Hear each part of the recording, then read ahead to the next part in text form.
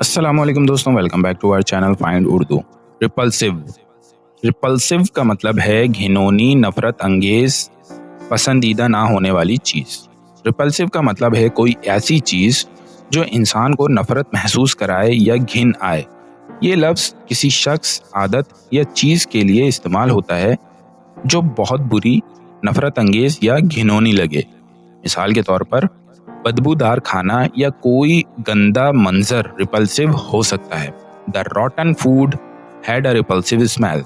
सड़ा हुआ खाना बहुत घिनौनी बदबू कर रहा था।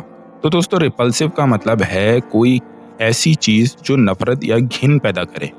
उम्मीद है अब आपको रिपल्सिव का मतलब समझ में आ गया होगा। मिलते हैं नेक्स्ट वीडियो में। शुक्रिया।